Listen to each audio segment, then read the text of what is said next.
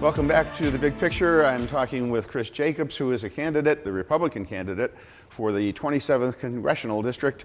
And Chris, again, good discussion. We're talking about a lot of different things, and I like the substance here. And I want to get into maybe what's happening nationally. And I had a discussion earlier with my parish priest. We did a show on how the Catholic Church is being influenced by the culture and how it's shifted in the past generation or two. And if you apply that to politics and the mood of the country and the divisions that have popped up in the country lately, I mean, it's nothing really new, but it's been expanded recently with some of the news coverage of the police officer who did something really terrible. Terrible, yeah. And it's like stirring a hornet's nest. The 24-hour news cycle, their business is to cover controversial things and whip up people's emotions, and it creates an us versus them, or an anger-based reaction in society. And there's a lot of us versus them division lately. How do you view what's going on recently? Well, you know, I just want to mention on that is why it's so important what you do here, the independence of the station. Because most networks now are owned by very large corporations that own media networks all around the country or the world. And you now often see that the same terminology from one newscast to another, to another, to another. So there can really be a coordinated effort to kind of turn the view of the viewer to influence it in an unfair way, and not a true independent story. And it is a concerning dynamic, I think, we see right now in our society. I think we really need to, does that help our democracy by having free thought, a diversity of ideas and information? Because sometimes you think you're getting a diversity, but it's really a regurgitation of the same media message that's just at different venues. So I think that's something that we need to really be concerned about as we move forward in our society, that we have sources of facts and information that are really good and allow us the ability to take in this information and make our own independent thoughts, not others. But certainly there's a stirring up of the issues right now.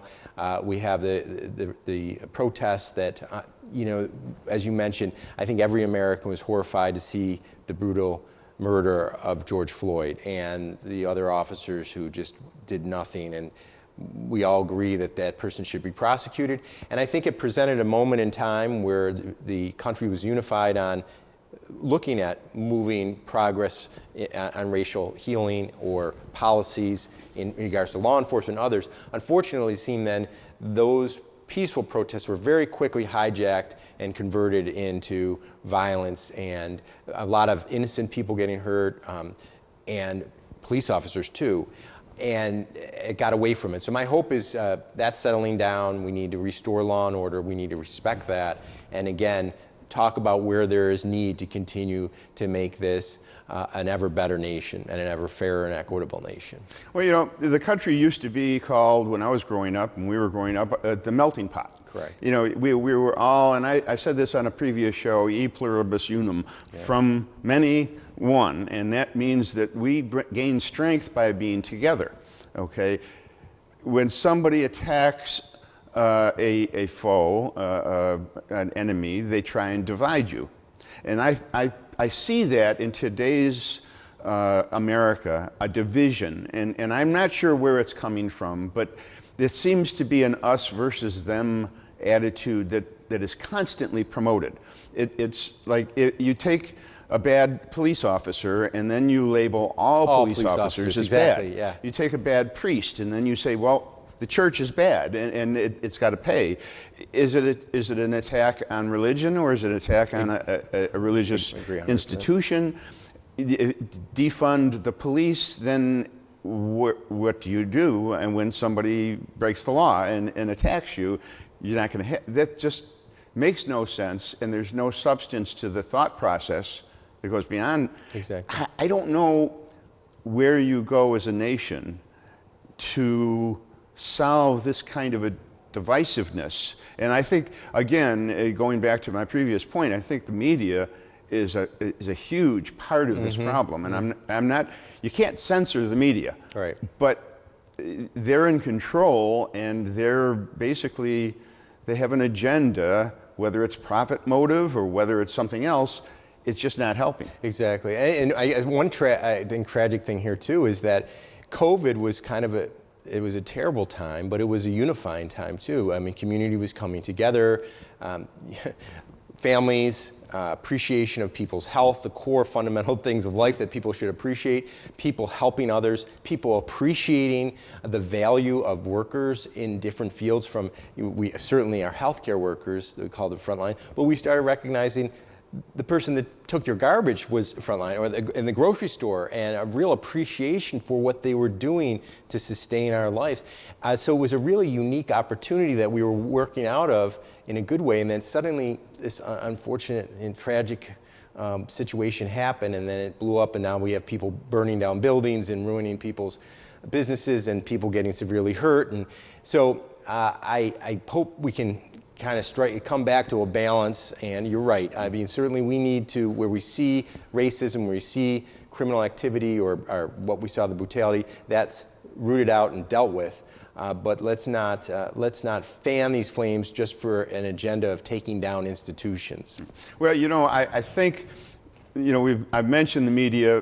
One of the other things that seems to be part of the problem is several of the leaders in this country thrive on division. I mean, I argue, and I won't mention any names, but people, when you see a politician get up and say basically that there's that all things are bad in this direction, or all things are bad in that direction, that there's an us versus them mentality and labels, that I think is counterproductive.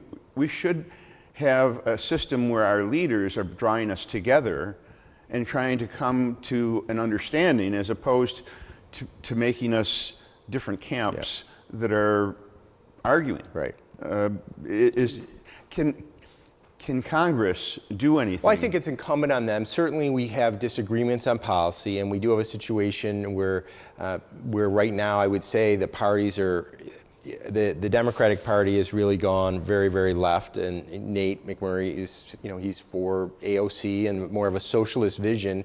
But I don't call him names, I just say I disagree with you. I disagree wholeheartedly that that's where the direction that this country should go, and I disagree also because I don't believe that's where the 27th congressional district. But we should be able to have a dialogue about that and not personal. But you're right. We need to work together. These are going to be very tough times. I'll tell you, as we're talking about the COVID crisis, we're spending a lot of money to stimulate this economy, or hold it intact, try to hold the fundamentals as we move out. It's going to create a lot of debt for future generations. We have to be together how to work through that, so we don't saddle our grandchildren with immense amount of debts that they can't have the society we want. So there's big issues that we need to work together on too. And you know, there you go. With policy, and I mentioned this before, when you actually get to serve in a decision-making role in Washington, and you are a Republican versus a Democrat, and you have to talk about policy and philosophy. You know, I was raised that the difference between Republicans and Democrats were, the Democrats thought that the government was the answer, and that the government was wise and could guide us through life. And the Republicans thought that independence and individual strength was what caused the nation to be great. That kind of got blurred along the way. I think President Trump is trying to bring that back a little bit and make people more individually strong. And that comes down to taxes and spending versus letting people keep their own money and be more independently free with their income. How is your philosophy going to meld with the 27th district in terms of taxes, government spending? You know, what's the answer for some of the problems? I mean, is it all government, or is it basically giving people more freedom to do? Yeah, I mean, I'm a limited government person. I believe government should be there to do the things that the non-governmental sector can't do. But there's been, on the left side, an ever-expanding desire to have government control every aspect of your life. And, you know, we see this in New York State. I mean, New York State is a big government, an insatiable appetite for that government to want to grow more. And you know, the governor now is claiming that the budget crisis here in New York State is solely because of the COVID crisis, and that's just not true. We had a $6 billion deficit going in, and we have continued to enact these progressive policies, more regulations. We have 3 times more regulations in New York State than we do in any other. We spend more per capita than any other state, and people are leaving in droves. They're leaving New York City, and I think that's going to happen even more. So we're in a precarious situation in this state. So as a laboratory of innovation, we're going the wrong way in New York State, and the numbers are showing. People are leaving. They're going to states where there's more of a limited government focus, like Texas or Florida or others. So I think we need to wake up here. But my approach is, again, I'm a small business guy. I believe in entrepreneurship. I think that's where we're going to get this region back. But we need to have a measured, limited government role if we're going to see thriving economies here in this area. Okay, you know, we've got about a minute left. And as we close, I want you to be able to sum up how you would answer any of the comments that I'm sure you would expect coming from your opponents in the upcoming election and primary. They're going to say things about you, and anything you want to say to the people, the voters of the 27th District. We've got about a minute left. Go ahead. I would just say that I love this area. I've always felt so fortunate to have grown up here. I think it's one of the most special places in the nation. I think we have such an abundance of opportunity, and I so badly want us to achieve where we should be and our comeback as a region. And I've really tried to do whatever I can in my life to help our region, whether it's as a business person, renovating older buildings in downtown Buffalo, or starting the Bison Scholarship Fund to help kids get a better chance for a brighter future in education, or reforming government and advocating for the region. And I've always tried to position myself where I could best do that. And I think now in Congress is where I can do that to fight for this region. And I also think my 30 years of professional life in the private sector, in the public sector, nonprofit, give me a unique skill set to be able to be an impactful congressman for this region. And we need it. We've missed representation here for far too long. Okay, well, very good. You know, there's substance there. And, you know, for the voters of this area, not just the 27th, but all the voters who are watching, think about, when you go into that voting booth, think about substance. Don't think about character assassination or emotions. Think about who's going to do for you what you believe in, what you think the government should be, the role that you want it to play. That's the only advice that I can give, because you know, you got to cut through some of the sensationalism that you're presented with every day in the media and on the internet and so on. Just try and boil it down to what makes common sense. Okay, you've had a good discussion now with Chris Jacobs. We will have other candidates on as well. It's your decision as the voters, but it's also your responsibility. That's what the nation's all about. Get out and vote and make it count. I'd like to thank Chris Jacobs for being my guest, and I want to thank you for watching The Big Picture. As always, this is your station, this is your program, and thanks again for watching WBBZ-TV. And we'll see you next time on The Big Picture.